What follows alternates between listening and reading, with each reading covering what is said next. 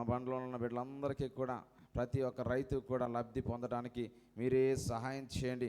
అలానే ప్రభా సత్య గారి తండ్రి గారిని బట్టి ప్రార్థిస్తున్న నాగబాబు గారికి కిడ్నీ సమస్యతో ఉన్నాడు, డయాలసిస్ స్టేజ్లో ఉన్నాడు ప్రభా. చేతికి ప్రభా మరి చేయాల్సిన పని కూడా ఉందంట తండ్రి, ఇది లేకపోతే ఇంకా సీరియస్ అవుతుందంట ప్రభా. తొందరలోనే ఆ యొక్క పని కూడా జరగడానికి మీరు సహాయం చేయండి, మీరు స్వస్థపరచండి, అద్భుతమైన స్వస్థ ఇచ్చేయండి. మరి సత్య కూడా మరి భారపడిన తండ్రి కృపలో బలపరిచి, సోదరుని కూడా బలపరిచి, మంచి ఆరోగ్యం దయచేయండి, బలహీనమైన బిడ్డలు కూడా బలపరచండి. అలాగే తండ్రి మరి ఆయన ధనలక్ష్మి కృపలు జ్ఞాపకం చేసుకున్న పెద్దల దగ్గర చేర్చారు ప్రభా. సామాన్ గారి కుమార్తె మీరు దీవించి మీ కృపలో బలపరచండి. ఫిట్స్ కంప్లీట్గా ఎదుగుతూ ఉన్న తండ్రి, డాక్టర్స్ కూడా ఎదుగుతుంది తగ్గిపోతుందని ప్రభా చెప్పినట్టుగా ఉన్న ప్రభా, మీ సన్నిధిలో నిశ్చితమైన సంపూర్ణంగా బిడ్డకి ఎటువంటి అనారోగ్య సమస్య లేకుండా మీరు సహాయం చేయండి. ఆయన మీరు బలపరచండి, ఏర్పాట్లో తోడుకోండి. ఆయన మా పిల్లలు ఈరోజు ప్రభా బట్టలకు ఏర్పాటు చేసిన జాన్ ఫ్రాన్సిస్ గారి కుటుంబం వందనాలు జీవించి ఆశ్రయించి వారి ప్రయత్నం కూడా సఫలం చేయండి. ఆయన మీకు వందనాలు స్తోత్రం. వంగలపడి జయ సాయశ్రీ, వంగలపూడి జయ సాయశ్రీ ప్రభా. మరి అమలాపురంలో రోజు ఎగ్జామ్ రాస్తుంది, ట్రిపుల్ ఐటీ ప్రభా. మీకు భయంకరంగా మంచిగా రాయడానికి, మంచి మార్పు తెచ్చుకోవడానికి, ట్రిపుల్ ఐటీ సీట్ రావడానికి మీ కార్యం జరిగించండి.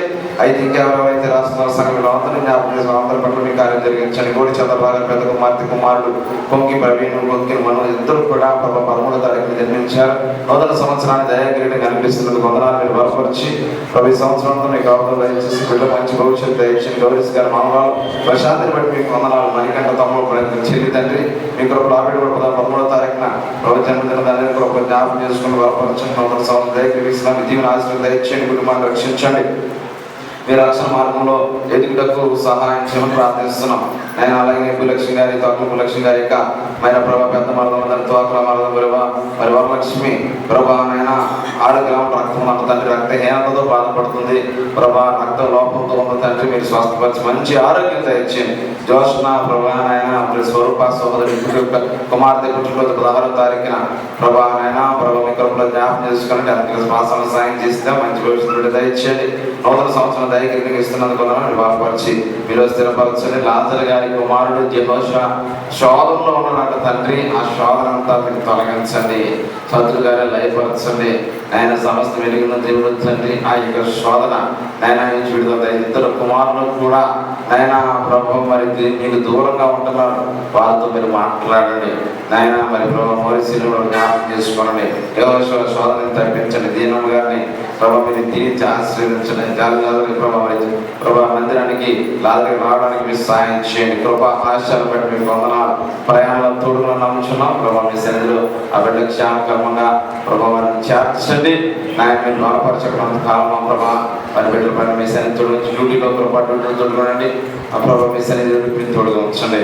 మరి ప్రార్థించి ప్రభా మీ సన్నిధిలో మరి ప్రభా వాక్యమును ధ్యానిస్తుండగా వినగలిగే చెవులు, గ్రహించగలిగే హృదయము మాకు దయచేయమని, సమస్త ఘనత మహిమ ప్రభావములు మీరు మాత్రమే పొందమని యేసునామములో ప్రార్థించి పెట్టుకుంటున్నాము తండ్రి. ఆమేన్. మంచిదండి. మత్తయి సువార్త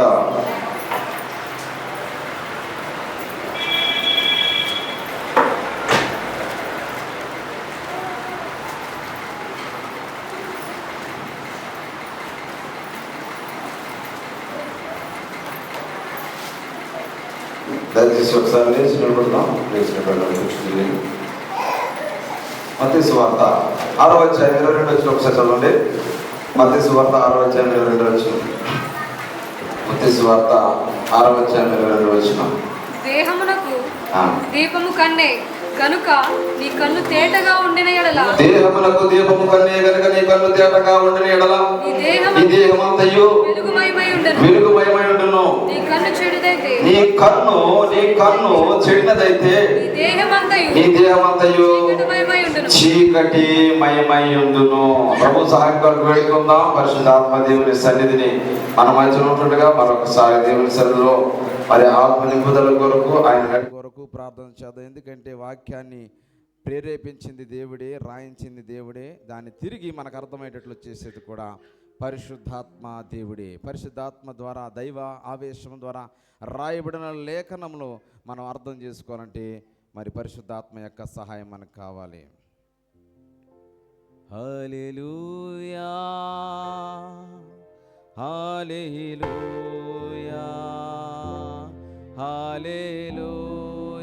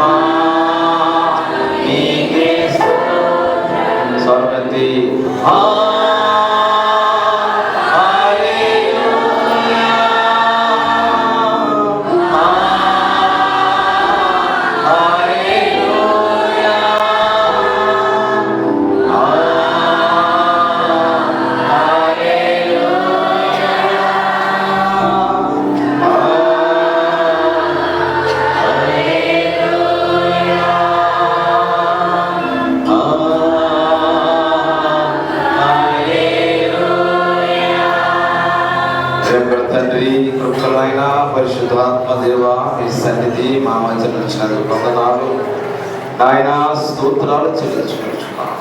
మీరు మా మధ్య ఉన్నందుకు వందనాలు, స్తోత్రాలు. వాక్యమును రాయించింది మీరే తండ్రి. దాని ఇంటర్ప్రిటేషన్, దాన్ని అన్వయించుకునేటట్లు, అర్థమయ్యేటట్లు చేసేది కూడా మీరే నాయన. మీ సహాయం కొరకు వేడుకున్నాం. ఈ ఉదయకాల సమయంలో వాక్యములో నుంచి మాతో మాట్లాడండి. నిద్రాత్మను బదిలించండి. పరిశుద్ధాత్మ దేవ, మీ సహాయం కొరకు మేము వేచున్నాం ప్రభా. మీ ధర్మశాస్త్రం నందు ఆశ్చర్యమైన సంగతులు చూసినప్పుడు మా కన్నులు తెరవమని యేసే నామమున ప్రార్థిస్తున్నాం పరమ తండ్రి, ఆమేన్. అందరూ కూర్చుందాం దయచేసి. మరి కొంత సమయమే, ఒక గంట సేపు కూడా ఉండదు, తొందరగానే ముగించుకుంటా. సిస్టర్ గారి మీ పేరేంటండి? మీరు కొత్తగా చూస్తున్నాను మిమ్మల్ని, అంటే నేను కొత్త మిమ్మల్ని మీకు ఏంటండి? మీ సిస్టర్ గారు, ఓకే రైట్. నేను మొన్న చూసినట్టున్నాం కదా, అందుకని. మరి మన మధ్యకి ప్రభుదాస్ గారి తమ్ముడు గారి సత్యమణి వారి కుటుంబం వచ్చారు. తమ్ముడు గారు కెన్యాలో ఉంటారండి. వారి కుటుంబం గురించి ప్రార్థన చేద్దాం. ఇక కొత్తగా వచ్చారండి, కానీ మధ్యకి సెలవులకి అమ్మమ్మల ఇంటికి వచ్చిన ఉన్నారా? ఓకే, మంచిదండి.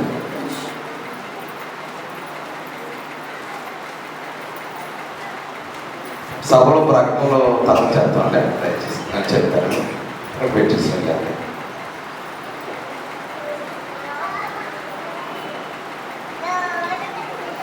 ఇంటికి దీపం ఎవరండి? ఇంటికి దీపం ఎవరు? చెప్పండి అమ్మా, చెప్పండి. ఎవరు ఇంటికి దీపం? ఏమా ఎవరు? అలా ఉండాలని భయపడుతున్నారా అండి? ఇంటికి కిరోజును, ఇంటికి పెట్రోలు, ఏం చెప్పండి? ఇంటికి దీపం ఎవరండి? ఇళ్ళ. ఒంటికి దీపం ఏంటండి? ఒంటికి దీపంటారు. కొంత స్మార్ట్గా ఉన్నారు, ఆల్రెడీ చదివించేశాను కదా, ఒక వచ్చిన చదివించేశాను. కొండ మీద ప్రసంగం చేశారు మన ప్రభువైన యేసుక్రీస్తు వారు. కొండ మీద ప్రసంగం చేసిన దాంట్లో ఒక ప్రాముఖ్యమైనది 6వ అధ్యాయం 22 వచ్చి చదువుకున్నాం. దేహము అంటే ఒంటికి దీపము. ఇంటికి దీపం వెళ్ళాలైతే దేహమునకు ఒంటికి దీపము ఏంటంట? నీ కన్ను.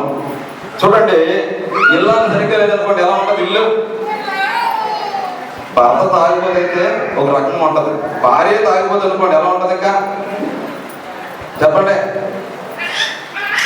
అంటే భార్య ఎలాంటిదంటే దీపం, అన్ని చాకి పెట్టుకుంటది, అన్ని పనులు చేస్తుంది. పురుషులు ఏం చేస్తారు? ర్యాక్లోకి వెళ్తారు, కావాల్సిన పని చేసుకుంటారు, కావాల్సిన సభ తీసుకుంటారు, ఏది పెడుతుంది. ఎప్పుడు తరగవు అక్కడ. ఎందుకు తరగవు? ఎప్పుడన్నా ఆలోచించారా? ఎండ అందులో చేయడంతో ఎండ వచ్చేస్తుంది, నీకు కావాల్సినవి జరుగుతూ ఉంటాయి. ఎప్పుడు అక్కడ పుడుతూ ఉంటాయంటే అలాగా. అంటే ఇంటికి దీపము ఇల్లాలు కనుక కడుపులో నీళ్ళు కదలకుండా మనకి అన్నీ కూడా మరి అమర్చి పెడతారు. సరే, వాళ్ళు కనుక బలహీనమైన అనుకోండి, మనకు టెన్షన్ ఏంటంటే ముందు వాళ్ళ మీద ప్రేమ కాదు, పనులు ఆగిపోతాయి కాబట్టి హాస్పిటల్కి తీసుకెళ్ళిపోయి మనకన్నా అక్క చాలా సీరియస్గా త్వరగా ఏ డాక్టర్ దగ్గరికి వెళ్దాం, మీకు తగ్గిపోవాలి త్వరగా. ఎందుకంటే ప్రేమ కంటే ఎక్కువేంటి, పనులు ఆగిపోతాయి. ఇంటికి దీపం ఎవరో? ఇల్లాలు కాబట్టి పిల్లలు గమనించండి, ఇల్లాలు సరిగ్గా లేకపోతే బలహీన పడితే మొత్తం అన్నీ కూడా దారుణం అయిపోతుంది, అంధకారం అయిపోతుంది. అలాగే నీ కన్ను గనక ప్రాబ్లం అయితే దేహం ఏమైపోతుందంటే దేహం అంతా కూడా చీకటి మయమైపోతే కంట్లో మరి కంటి చూపు అనేది చాలా ప్రాముఖ్యమైనది. కన్ను తేటగా ఉండాలి అంటారు. మరి పరిశుద్ధ గ్రంథంలో కొన్ని రకాల చూపులు ఉన్నాయి. ఆ చూపుల గురించి మనం చూద్దాం. నీ దేహమునకు దీపము కన్నే గనుక నీ కన్ను తేటగా ఉంటే నీ దేహం అంతయు వెలుగు మయమై ఉండును. నీ కన్ను చిన్నదైతే నీ దేహం అంతా కూడా చీకటి మయమై ఉండును. గుర్తుపెట్టుకుందాం యవనస్తులు ముఖ్యంగా కళ్ళు